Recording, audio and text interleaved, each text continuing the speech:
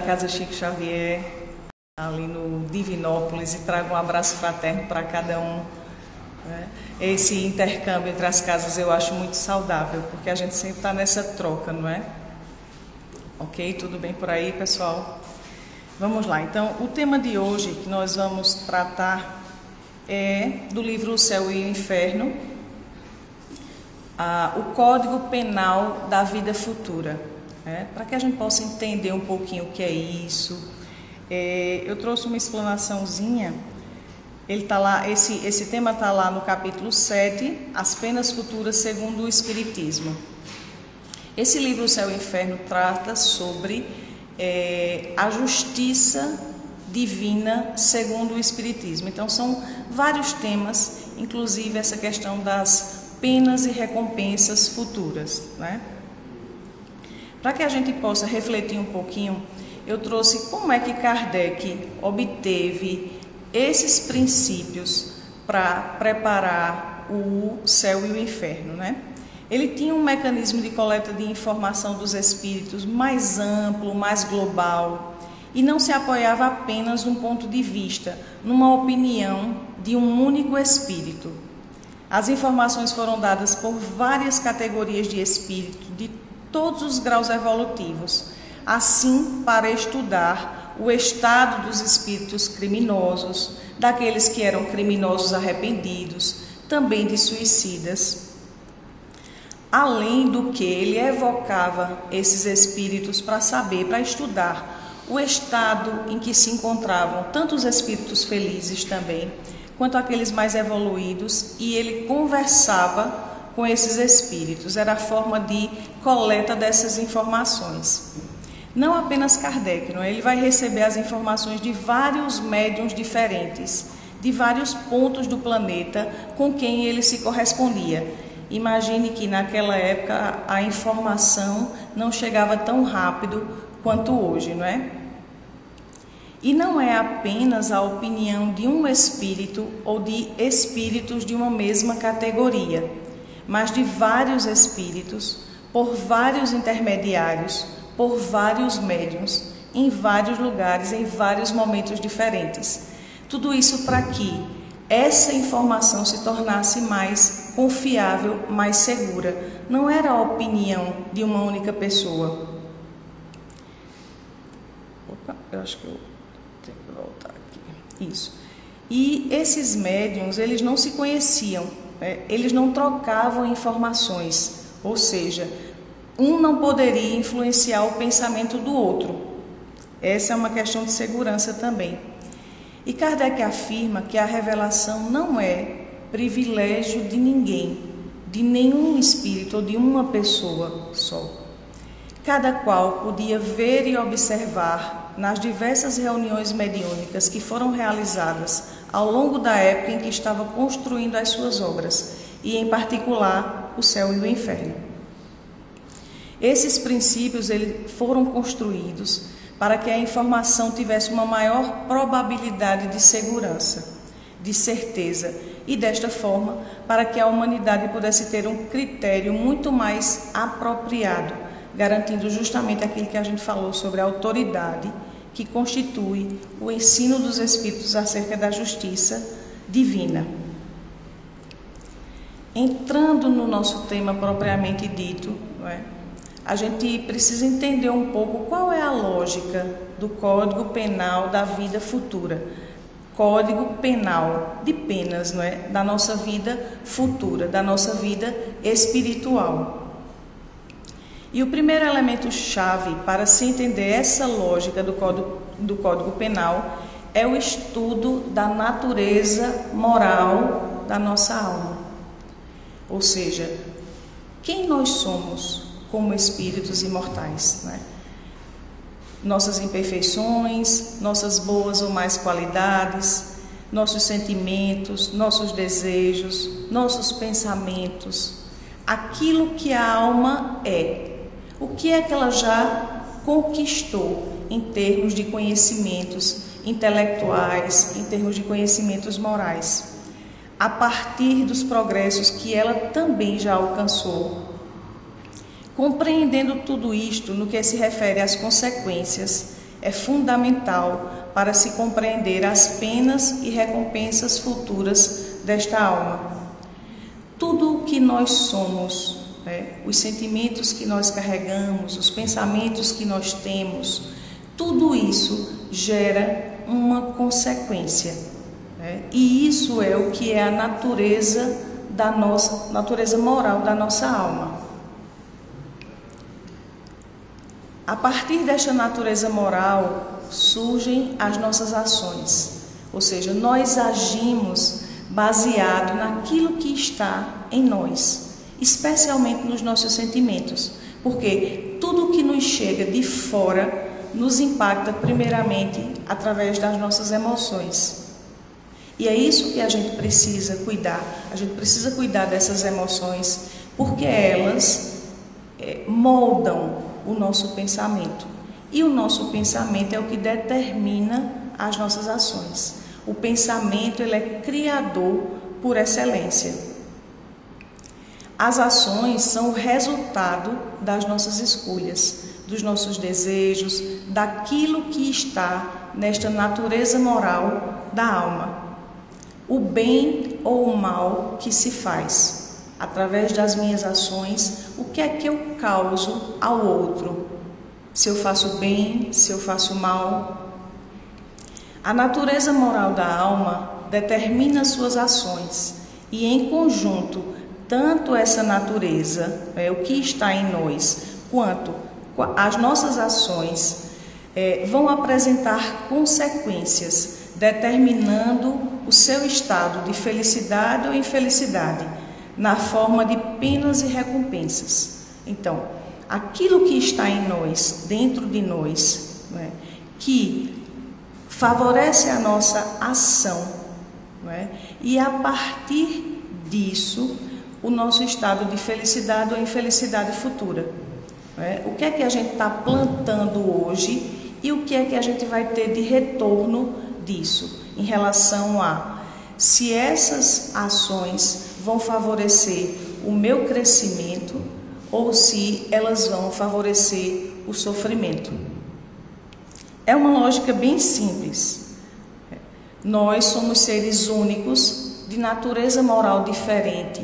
Cada um tem uma natureza diferente e a gente foi criado pelo Criador único, singular. Não existe ninguém igual a mim, nem igual a você. E o nosso modo de agir também é sempre distinto uns dos outros. A gente age, conforme a gente viu, baseado nisso que eu tenho aqui dentro de mim.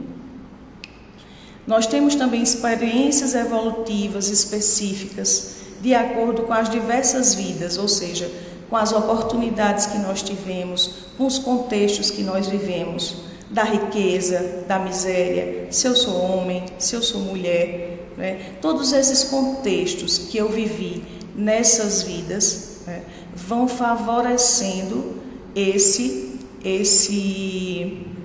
vamos dizer assim, essa natureza da nossa alma.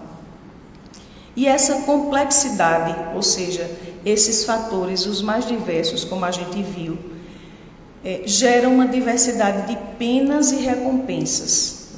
As penas a gente entende aqui como aquilo que nas minhas ações pode me gerar sofrimento.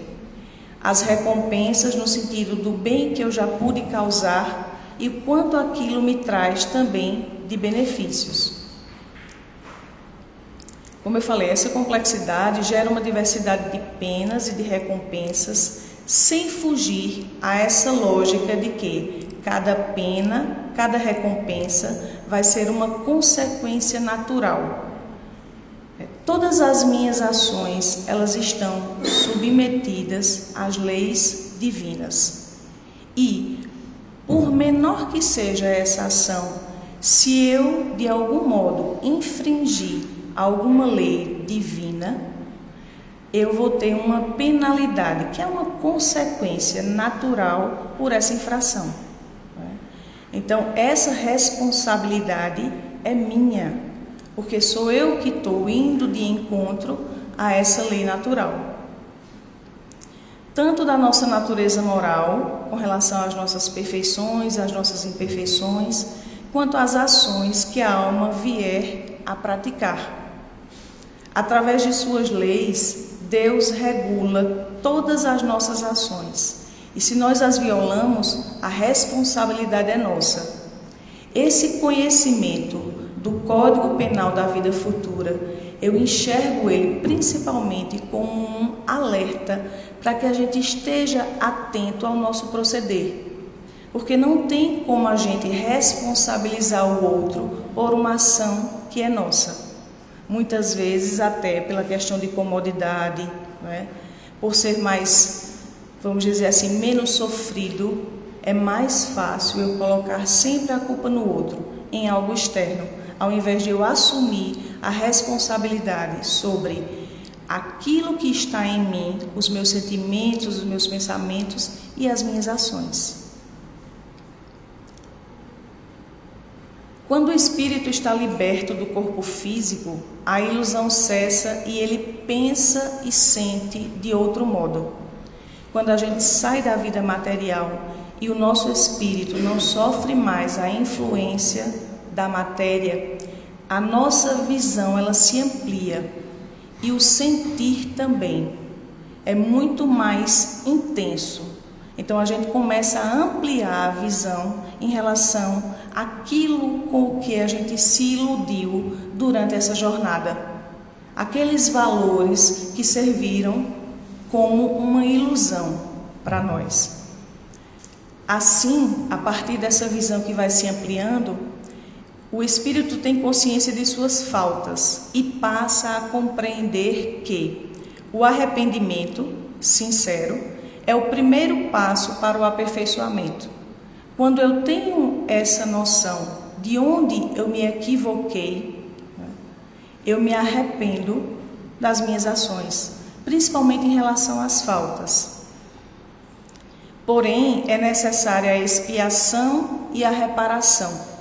São essas três condições que possibilitam apagar os traços de uma falta e suas consequências. O arrependimento, primeiramente, desde que seja um arrependimento sincero e verdadeiro, né? A necessidade da expiação e a necessidade da reparação. Vamos entender mais ou menos o que é cada item desse. O arrependimento pode ocorrer em todo lugar e a qualquer tempo. Sendo tardio, o espírito sofre por mais tempo. A gente pode se arrepender, principalmente quando a gente está na vida espiritual, por conta dessa ampliação da nossa visão e da nossa compreensão, de que somos espíritos imortais. Esse arrependimento também pode se dar na vida mais material. Quanto mais tardio, mais a gente sofre em relação a essa, vamos dizer assim, rebeldia. A expiação consiste nos sofrimentos físicos e morais que são a consequência da falta cometida, seja desde a vida presente, após a morte, na vida espiritual, numa nova existência corpórea, até que os traços da falta sejam apagados. A necessidade da expiação, que é esse momento em que nós sofremos, como ele diz aí, física e moralmente, as consequências da falta que nós cometemos. E esses sofrimentos, eles vão se estender, como ele fala, desde a vida presente, ou seja, desde esse momento, na vida espiritual, numa nova existência corporal, até que a gente tenha conseguido eliminar todos os vestígios daquilo onde a gente errou, onde a gente se equivocou. A reparação, ela consiste em fazer bem àquele a quem se fez mal. A gente precisa reparar, precisa consertar. Se a gente errou, a gente precisa reparar, né? Nem todas as faltas acarretam um prejuízo direto e efetivo. Essas faltas, elas variam de intensidade. E nesse caso, quando é uma falta que não acarreta um prejuízo direto e tão efetivo, né, você corrige, você repara, fazendo o que se devia fazer e que não se fez, cumprindo os deveres que foram negligenciados ou ignorados, as missões nas quais se falhou, praticando o bem contrário ao que se fez de mal. Digamos que, no caso dessa reparação, ela é um pouco mais simples, né? Mas a gente precisa reparar, precisa consertar onde a gente falhou. A necessidade da reparação é um princípio de rigorosa justiça que se pode considerar como a verdadeira lei de reabilitação moral dos espíritos. A gente só se reabilita moralmente como espírito quando a gente repara, quando a gente corrige, conserta os caminhos, torna esses caminhos mais retos. E o paralelo com a justiça humana é que a gente está falando da justiça divina. Normalmente, no caso da justiça humana, quando ela é convocada, já existiu um dano. E aquele dano muitas vezes é irreparável, como no caso da vida humana, não é? Se é uma vida que se perdeu, a justiça humana vai atuar no intuito de evitar que aquela situação se repita, mas que já houve um dano. E em relação à justiça divina, a proposta é de prevenção. Quanto mais a gente entende, quanto mais a gente se esclarece, quanto mais a gente compreende como é que funciona essa lógica, mais a gente vai agir de maneira preventiva, que é justamente a finalidade da educação moral.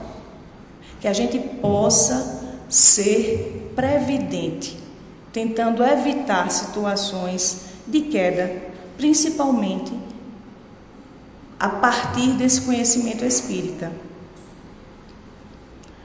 Nenhum espírito está na condição de jamais aperfeiçoar-se. Ao mesmo tempo em que a gente tem um código penal da vida futura, a gente tem a misericórdia divina ao nosso favor. Qualquer espírito, mesmo aquele que a gente pense que não tem mais jeito para ele, ele tem a oportunidade de se aperfeiçoar. Na condição de espíritos imperfeitos, que estamos todos nós, são excluídos dos mundos felizes, cuja harmonia perturbariam. Esses espíritos imperfeitos, eles não podem, vamos dizer assim, estar em mundos felizes, porque eles poderiam perturbar essa harmonia.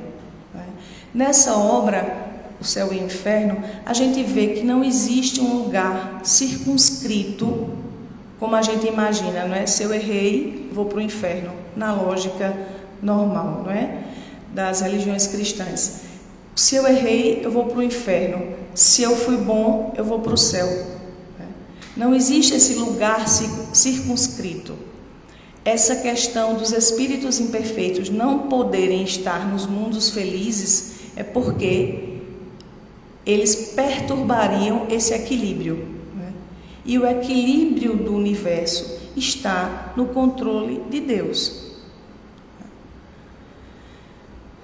Então, assim permanecem nos mundos inferiores, onde expiam suas faltas, sofrem as consequências dos erros cometidos e se purificam de suas imperfeições, até que mereçam encarnar-se nos mundos mais avançados moral e fisicamente. A justiça divina, ela é meritória a cada um de nós, conforme o nosso esforço, né? As nossas obras. Sejam quais forem a inferioridade e a perversidade dos espíritos, Deus nunca os abandona. Como eu falei, mesmo aqueles que a gente acha que não tem jeito, que não tem saída, mesmo esses, a justiça, ou melhor, a misericórdia de Deus alcança. Eles são de todos nós, irmãos, e tem direito a essa condição. Tendo sempre o Espírito seu livre-arbítrio, chega sempre um momento em que sua teimosia em enfrentar a justiça de Deus se dobra diante do sofrimento. Mesmo aqueles espíritos mais recalcitrantes, chega um momento que diante do sofrimento eles saturam e eles se dobram diante de Deus, reconhecendo, apesar de sua soberba, o poder superior que o domina, que é da providência divina.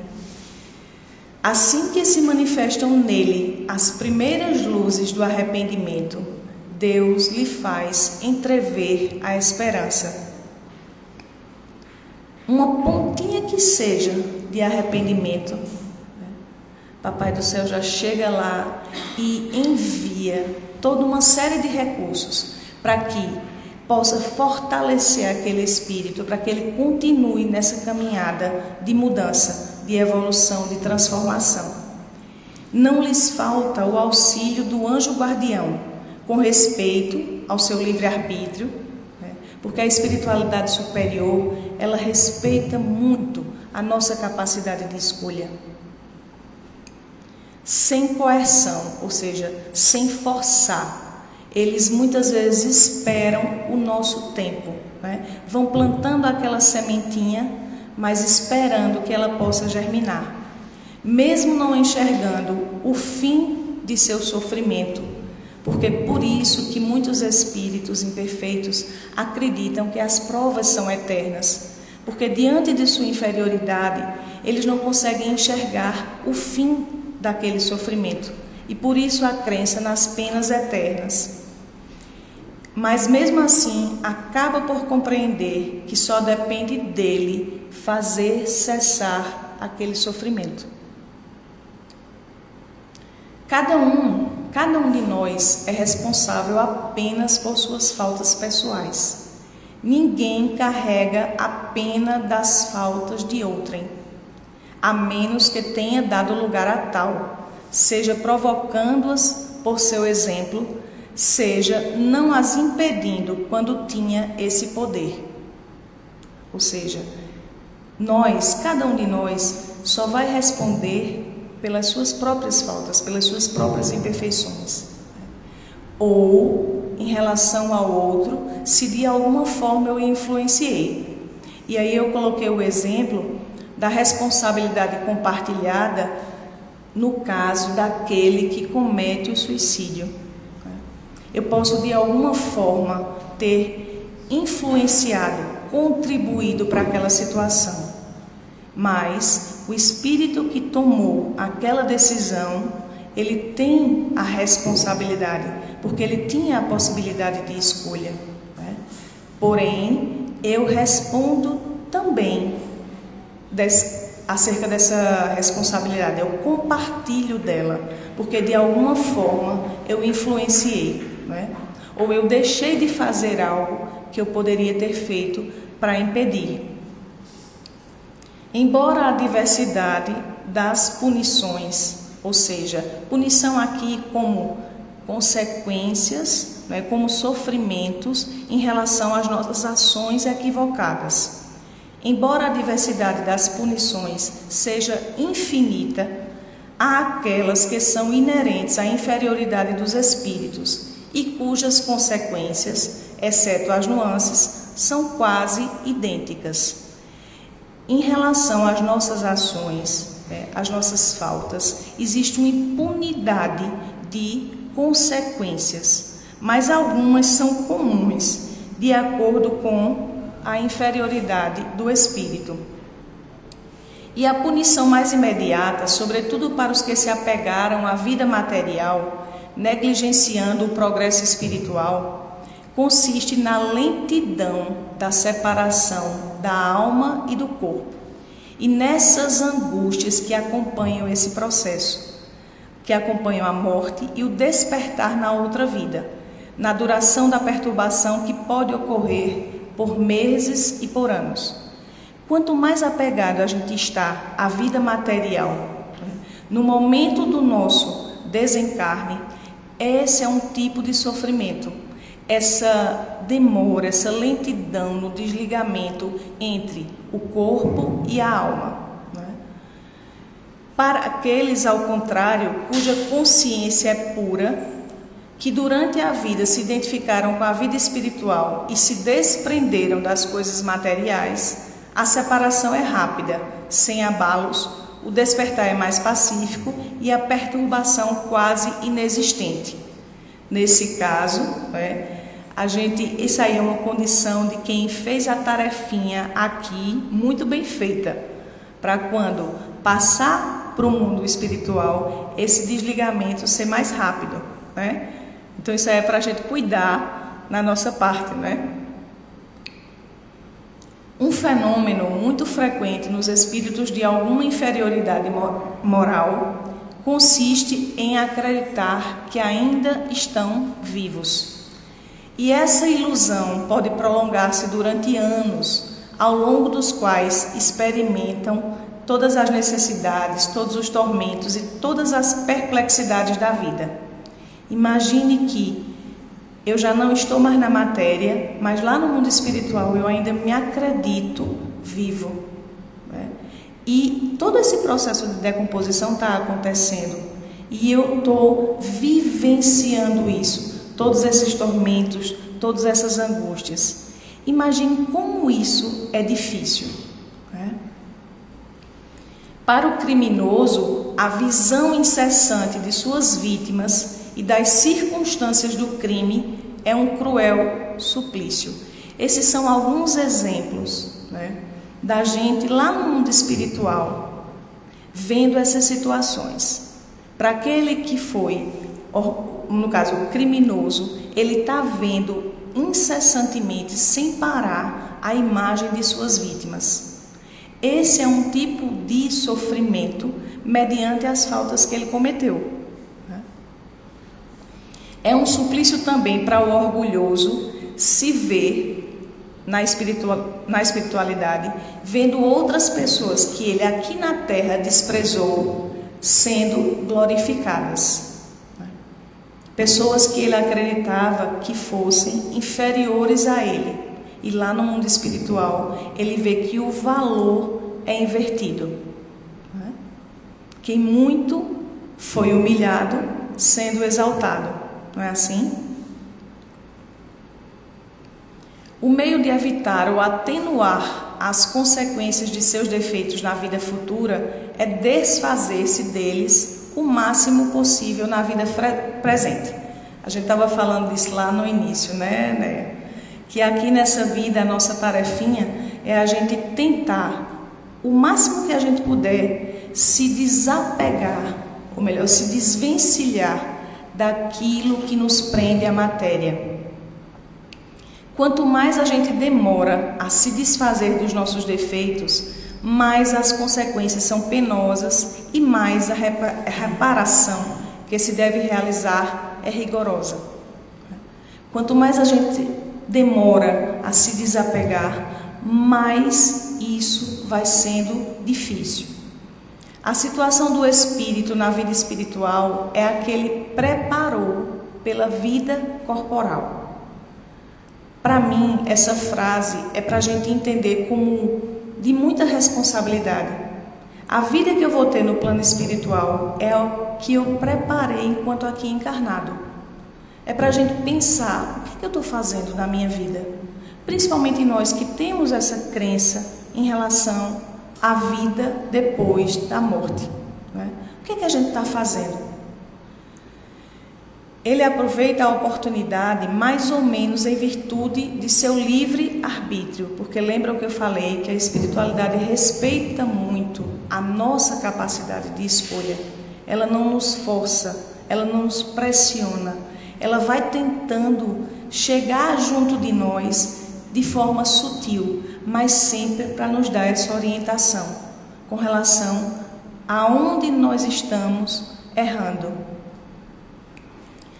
O recomeço no caso, quando a gente não cumpre tudo isso, é muito mais difícil, é em condições sempre muito mais penosas. Se a gente não aproveita essa oportunidade de agora, o recomeço vai ser muito mais difícil. E aí tem um textozinho lá do Evangelho que eu acho muito interessante sobre a verdadeira propriedade. E diante do adiantado da hora, eu vou só ler o principal, né? Em relação a o que é que nós possuímos aqui, enquanto encarnados. E a espiritualidade responde: nada do que é de uso do corpo. Tudo o que é de uso da alma. A nossa inteligência, os nossos conhecimentos, as nossas qualidades morais. E esses são tesouros que eu trago quando eu aqui venho, quando eu volto, eu levo comigo e ninguém pode tirar de mim. Esses são os verdadeiros tesouros. A minha inteligência, os meus conhecimentos e as minhas qualidades morais. O quanto eu já consegui evoluir. Isso é meu. Meu como conquista do meu espírito imortal. E a misericórdia de Deus, ela é infinita, nos alcança a todos, mas ela não é cega, né? Ela está sempre de olho na gente. E por misericórdia infinita, precisamos entender que Deus não é inexorável, ou seja, Ele não é implacável. Ele deixa sempre aberta a porta do retorno ao bem, desde que a gente queira, desde que a gente busque. As penas, ou seja, esses sofrimentos, eles são temporários e estão subordinados ao nosso arrependimento e à nossa reparação. Dependem da livre vontade do homem, de cada um de nós. São ao mesmo tempo castigos e remédios. Ajudam a curar as feridas do mal, daquele mal que a gente mesmo foi quem construiu e pelo qual somos responsáveis. É na vida corporal que o espírito repara o mal das existências anteriores, ou seja, aqui, agora, nessa encarnação, é o momento que cada um de nós tem para reparar essas faltas que a gente cometeu em existências anteriores, ou até mesmo nessa, não é? E de pôr em prática as resoluções tomadas lá na vida espiritual.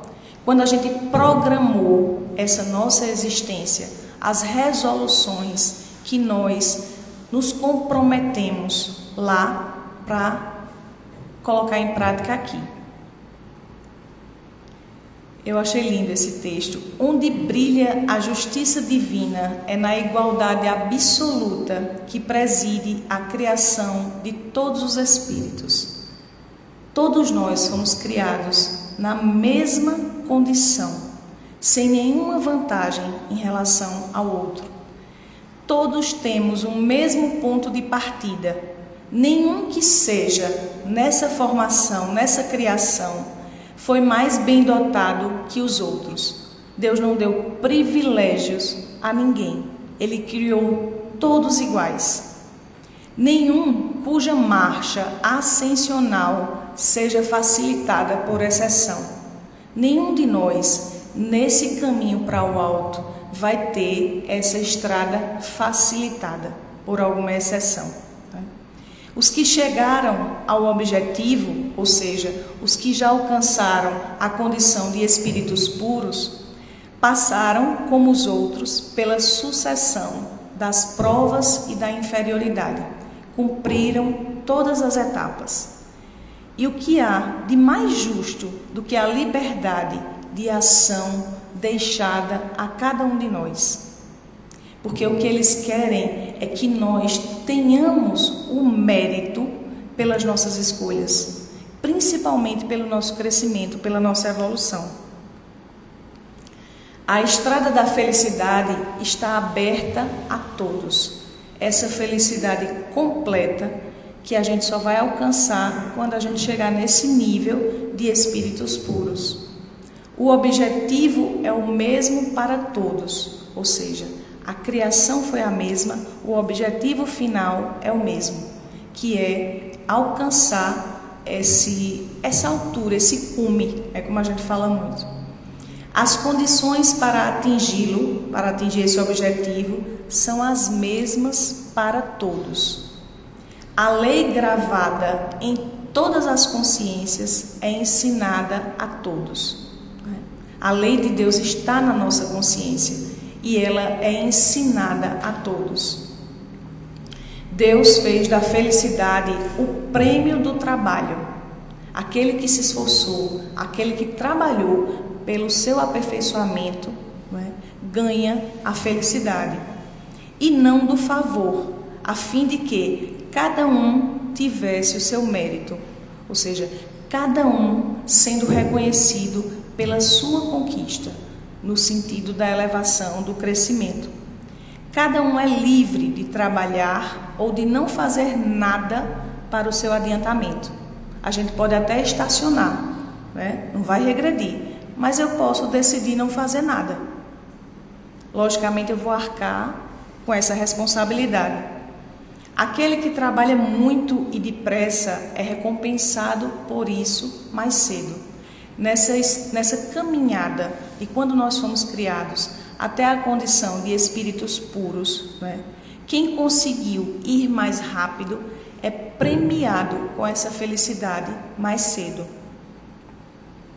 Aquele que se desvia do caminho ou perde tempo retarda a chegada e só pode acusar a si mesmo por esse atraso. O bem e o mal são voluntários e facultativos, ou seja, é uma opção nossa. Eu posso escolher um caminho ou outro. Eu sou livre e eu não sou impelida nem para um caminho nem para outro. Porque, como eu falei, a espiritualidade respeita o nosso livre-arbítrio, a nossa capacidade de escolha. A imperfeição, a falta, o vício me causam algum prazer, mesmo que momentâneo? Eu gosto, porque às vezes eu me apego às minhas imperfeições, aos meus vícios, E isso muitas vezes é o que me impede de seguir. Eu sinto a necessidade de enfrentá-los para os vencer. Só mais uns minutinhos que eu termino aqui, viu?